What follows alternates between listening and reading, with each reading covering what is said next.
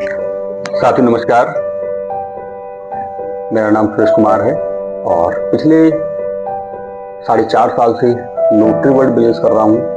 और साथियों, इस बिजनेस में आकर के मैंने बहुत सारे अनुभव किए हैं। सबसे पहले मैं थोड़ा सा अपने बैकअप के बारे में बात कर लूँ, थोड़ा सा बैकग्राउंड, या फिर मैं बात करूँगा अपने जो पहले की जो मेरी लाइफ थी या इससे आने से पहले मैं क्या कर रहा था। बहुत सारे साथी जो मुझसे जुड़े हुए वो जानते हैं कि इससे पहले मेरी एक अपनी परचूनी दुकान थी जो 2009 में मैंने स्टार्ट किया था। और उस परचूनी दुकान के माध्यम से मैंने धीरे धीरे उसमें कॉस्मेटिक का और पंचर जोड़ने का काम, यानी कि साइकिल के पंचर, मोटरसाइकिल के पंचर और टायर, ट्यूब, इस तरह का भी काम मैंने उसमें ऐड ऑन कर लिया। साथियों, 2009 से और 2015 तक एक काम और बड़ी तेजी से ट्रेंड के साथ आया और वो था चिप लोडिंग का काम। यानी कि गांव समाज में जो लोग रहते थे उनको अपनी फोन में एक चिप आती है तो उसमें मूवी देखने का, गाने सुनने का बड़ा ही शौक था। तो वो काम भी मैंने अपनी दुकान में बैठ करके शुरुआत किया। होल्डिंग का काम, इस तरह से मल्टीपल कई एक काम मैंने अपनी शुरुआत किए थे उस दुकान के अंदर, अपने गाँव के अंदर। और उसी समय लगभग 6 साल के बाद में मुझे एक कंपनी के बारे में जानकारी मिलती है 2016 के लास्ट मंथ में, यानी दिसंबर और नवंबर के आसपास के मंथ में। और वो एक कंपनी ऐसी कंपनी थी जो लगातार बड़े लेवल पे काम कर रही थी। 2000 में उस कंपनी की स्टार्टिंग हुई थी। दिल्ली कंपनी थी। नाम मैं ओपन नहीं करूंगा क्योंकि बहुत सारे लोगों को कहीं ना कहीं बुरा लग जाएगा जैसे मैं अगर नाम ओपन करूंगा। तो आप लोग फेसबुक में जुड़े हुए हैं तो आप अच्छी तरह से जान रहे होंगे। वो एक्स कंपनी थी मेरी, इसमें मैंने काम किया था और उसमें मैंने 4 साल का समय दिया। साथियों, वहां का मेरा जो हाईएस्ट पे आउट था वो 7200 रुपए का था, यानी 7200 रुपए का। 4 साल का समय देने के बाद 7200 के पे आउट तक हम पहुंचे। तो आप समझ सकते हैं कि व्यक्ति कैसे अपने आप को जो है सर्वाइव कर पाएगा। इनकम की बात की जाए तो इनकम, साथियों, मैं ये नहीं कहूँगा कंपनी गलत थी, कंपनी ठीक थी, लेकिन जिस दायरे में हम काम कर रहे थे वहां पर कहीं ना कहीं हमारे दायरे का वो काम नहीं था जो कि हम उन लोगों को इतना सजेस्ट कर पाए, इतना हाईएस्ट कॉस्टली प्रोडक्ट उन तक पहुंचा पाए। नॉर्मल बैकग्राउंड का व्यक्ति, लोअर क्लास का व्यक्ति, और इतना हाईएस्ट कॉस्ट का प्रोडक्ट कहीं ना कहीं लोगों तक पहुंचाने में सक्षम नहीं हो पा रहा था। कारण ये रहा कि 2020 में मुझे उस कंपनी को छोड़ना पड़ा क्योंकि 4 साल का समय हो चुका था, पॉकेट में कुछ भी नहीं था।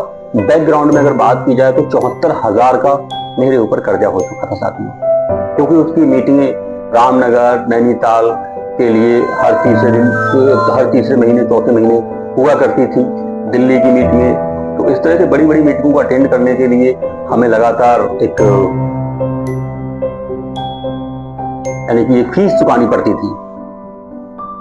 और मैं कई बार दिल्ली के ताल कटोरा या फिर बड़े बड़े स्टेडियम है वहाँ के, इंदिरा गांधी स्टेडियम तक भी गया हूँ साथियों, और बड़ी गैदरिंग के साथ गया हूँ, लोगों को अपनी जिम्मेदारी ले गया। लेकिन लास्ट में मेरे हाथ में क्या आया?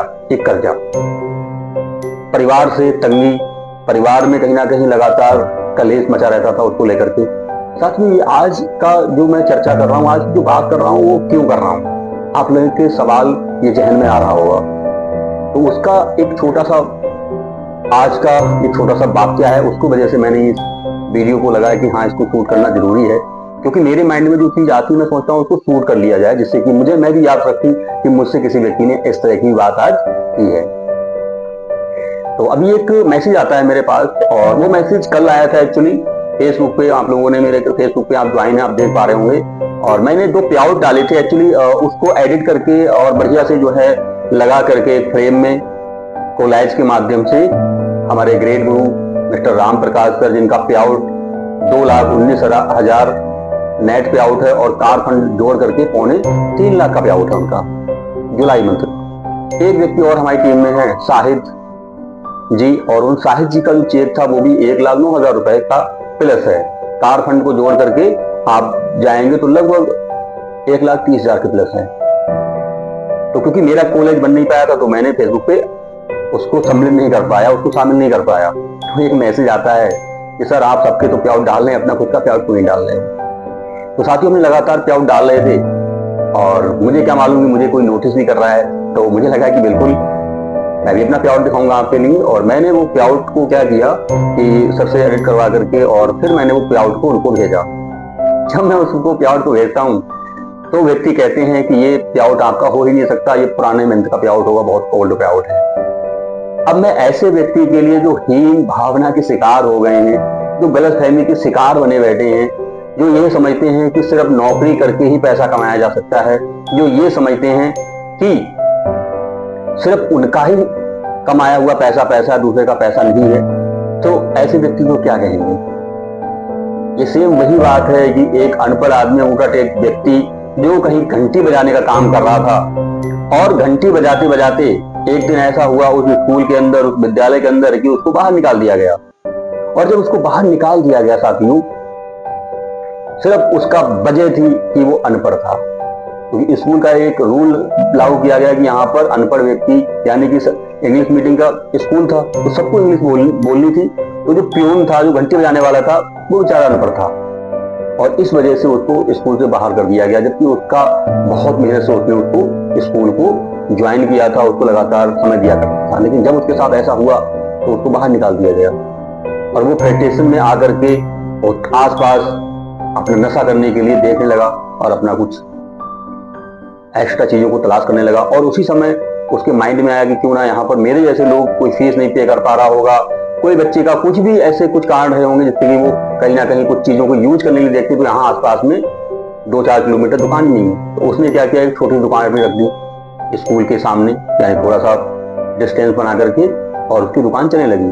2-4 महीने उसका अच्छा प्रॉफिट हुआ, उसने दूसरी दुकान रखी। इस तरह उसके माइंड में विचार आया, क्यों ना मैं ऐसी दुकानें और ऐसे शोरूम मैं हर एक स्कूल के सामने, हर एक जगह पे खोल दूं तो मेरा बिजनेस बहुत चल जाएगा। उसने ऐसा ही किया और धीरे धीरे 5 साल गुजर गए और 5 साल के बाद उसने अपना एक अच्छा सा बिजनेस खड़ा किया, एम्पायर खड़ा किया, और उसी शहर में अपनी वाइफ के साथ अपनी लग्जरी मर्सिडीज से जा रहा था।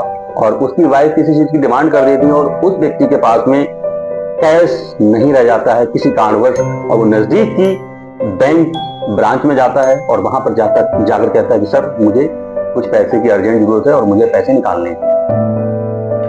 तो वहां के एक एम्प्लॉय ने उनको एक विड्रॉ फॉर्म दिया और विड्रॉ फॉर्म में उन्होंने कहा, नहीं मैं पढ़ा लिखा नहीं हूँ, आप इसको भरिए और मैं इसमें अंगूठा कर लगा दूंगा।